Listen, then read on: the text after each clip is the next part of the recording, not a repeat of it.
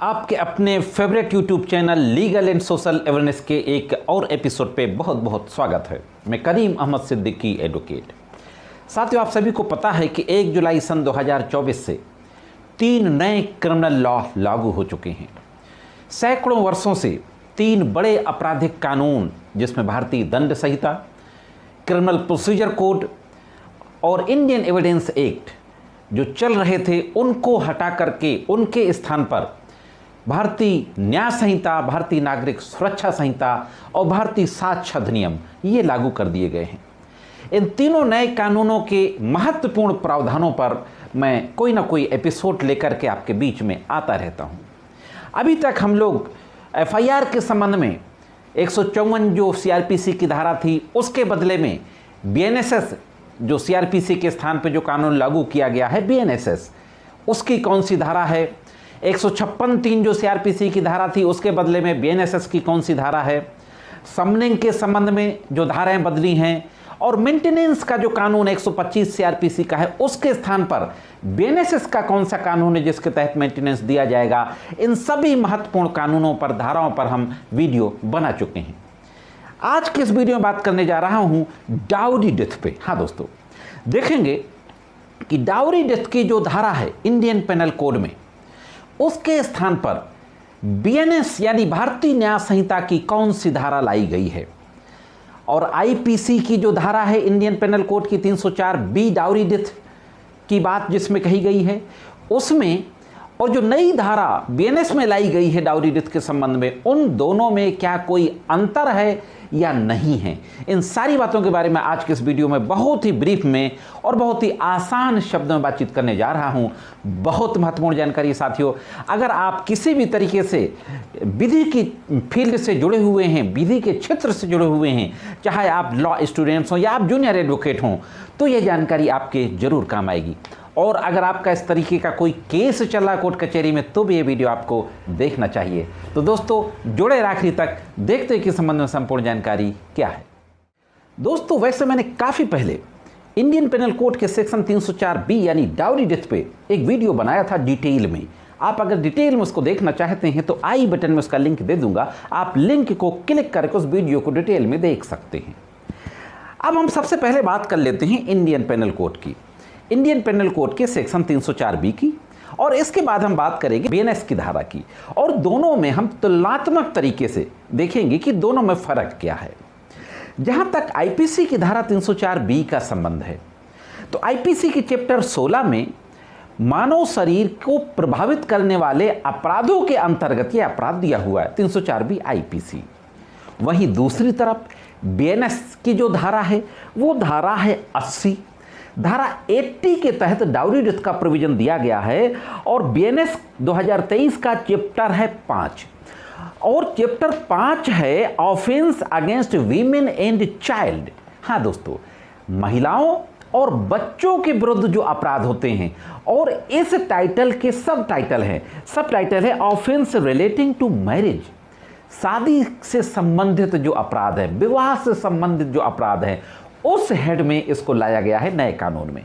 तो ये फर्क है सबसे पहला कि आईपीसी जो 304(b) है वो मानव शरीर को प्रभावित करने वाले अपराधों की श्रेणी में है, और बीएनएस की धारा जो 80 है जिसमें डाउरी डेथ की बात कही गई है, वो महिलाओं और बच्चों के विरुद्ध जो अपराध का हेड है उसके अंतर्गत जो सब टाइटल है शादी से संबंधित अपराध, उसकी श्रेणी में लाया गया है। तो पहला तो एक फर्क ये है। इसके बाद देखते हैं जो 304(b) आईपीसी है उसमें 2 सब सेक्शन हैं, और धारा 80 में भी 2 सब सेक्शन हैं। अब हम डिटेल में 304(b) आईपीसी के दोनों सब सेक्शंस को देखते हैं, और सेक्शन 80 बीएनएस के भी दोनों सब सेक्शन को कंपैरेटिव तरीके से देखते हैं। साथियों, आईपीसी की धारा 304(b) का सब सेक्शन 1 ये कहता है कि अगर किसी महिला की मृत्यु जलाने से या जलने से या चोट पहुंचाने से कारित कर दी जाती है, या अन्यथा परिस्थितियों में शादी के 7 साल के अंदर हो जाती है, और यह प्रदर्शित होता है कि मृत्यु से कुछ पहले पति और पति के नातेदारों के द्वारा दहेज की मांग को लेकर उसके साथ क्रूरता की गई थी या उसे तंग किया गया था, तो ऐसी मृत्यु को दहेज मृत्यु कहा जाएगा। अब दोस्तों इसमें मोटी मोटी 3-4 चीज़ें निकल करके आई। सबसे पहली बात कि किसी अननेचुरल तरीके से मृत्यु होनी चाहिए, अननेचुरल डेथ होनी चाहिए। जल के मृत्यु हो गई हो, चोट पहुंचाने के बाद मृत्यु हो गई हो यानी फांसी लगा के मृत्यु हो गई हो, जहर खा के हुई हो, किसी नदी तालाब में कूद करके या कुआं में कूद करके मृत्यु हुई हो, तो अननेचुरल डेथ होनी चाहिए। और ये अननेचुरल डेथ, पहली चीज़ अननेचुरल डेथ। दूसरी चीज़ within 7 years of her marriage, शादी के 7 साल के अंदर होनी चाहिए, यह है अननेचुरल डेथ। तीसरी चीज़ यह सो होना चाहिए कि मृत्यु से कुछ पहले दहेज की मांग को लेकर के पति और पति के नातेदारों के द्वारा उस महिला के साथ क्रूअलिटी की गई थी या उसको तंग किया गया था। यानी मृत्यु और डाउरी की डिमांड और क्रूअलिटी, इन तीनों के बीच में बहुत क्लोज रिलेशन होना चाहिए। तो ऐसी मृत्यु को डाउरी डेथ कहते हैं।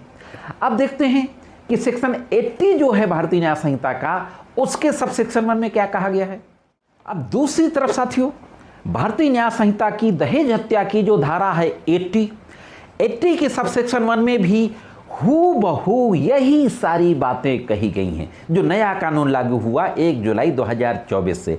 304B आईपीसी का सब सेक्शन 1 में जो मैंने अभी बातें बताई, अक्षर सा वो सारी बातें नए कानून बीएनएस की धारा 80 जिसमें डाउरी डेथ की बात कही गई है 304B के स्थान पे जो लागू की गई है, उसमें भी वही सारी बातें कही गई हैं। किसी तरीके का कोई बदलाव नहीं किया गया है साथियों। अब सबसेक्शन 2 की जहां तक बात है, इन दोनों सबसेक्शन के बीच में एक्सप्लेनेशन भी दिया गया है। एक्सप्लेनेशन दिया गया है डाउरी के संबंध में कि डाउरी किसे कहा जाएगा। तो वही एक्सप्लेनेशन जो 304B आईपीसी में दिया गया है, वही एक्सप्लेनेशन धारा 80 बीएनएस 2023 में दिया गया है। एक्सप्लेनेशन स्क्रीन पर आपके सामने है। अब बात आती है सबसेक्शन 2 की। 304B इंडियन पेनल कोड के सबसेक्शन 2 में पनिशमेंट प्रोवाइड किया गया है कि अगर डाउरी डेथ का अपराध कोई करता है तो उसको जो पनिशमेंट होगा not less than 7 year which में be extend to life imprisonment. 7 साल से कम की सजा नहीं होगी, जो उम्र कैद तक की सजा हो सकती है। तो क्या यही सजा नए कानून बीएनएस की धारा 80 में भी कहा गया है? इस पर भी एक नजर डाल लेते हैं। जहां तक साथियों नए कानून बीएनएस 2023 की धारा 80 के सबसेक्शन 2 का सवाल है, डाउरी डेथ का अपराध करने वाले के लिए सजा, तो जो सजा इंडियन पेनल कोड 304B की सबसेक्शन 2 में दी गई है, जो 7 साल से कम नहीं होगी और उम्र कैद तक हो सकती है, वही सजा बीएनएस की धारा 80 के सबसेक्शन 2 में दी गई है। Not less than 7 year which में be extend to life imprisonment. 7 साल से कम नहीं होगी, जो उम्र कैद तक हो सकती है। तो दोस्तों मुख्य रूप से जो बात आई कि धारा के अंदर जो बातें लिखी हैं 304B में, वही सारी बातें धारा 80 में लिखी हैं। सिर्फ कानून का नाम बदला है, चैप्टर का नाम बदला है और जिस हेड के तहत ये धारा दी गई है उसका नाम बदला है। इसके अलावा कुछ भी नहीं बदला है। मैं समझता हूं कि इस तरीके से नए कानूनों को लाना पूरी कानूनी बिरादरी के लिए, लॉयर्स के लिए, लॉ स्टूडेंट्स के लिए, लॉ प्रोफेसर्स के लिए, जजेस के लिए, इवन पुलिस के लिए, जो पुलिस एडमिनिस्ट्रेशन से जुड़े लोग हैं, सभी के लिए एक ये अननेसेसरी बर्डन है दोस्तों। यह थी दोस्तों एक महत्वपूर्ण जानकारी कैसे लगी कमेंट्स करके जरूर बताएं। ये जो नए कानून लागू हुए, इस संबंध में आपकी राय क्या है, यह भी आप कमेंट्स करके जरूर बताएं। आज के इस एपिसोड में सिर्फ इतना ही। मिलते हैं किसी अन्य वीडियो में कानून की कुछ अन्य जानकारियों के साथ। तब तक महत्वपूर्ण कानूनी जानकारी के लिए देखते रहें लीगल एंड सोशल अवेयरनेस।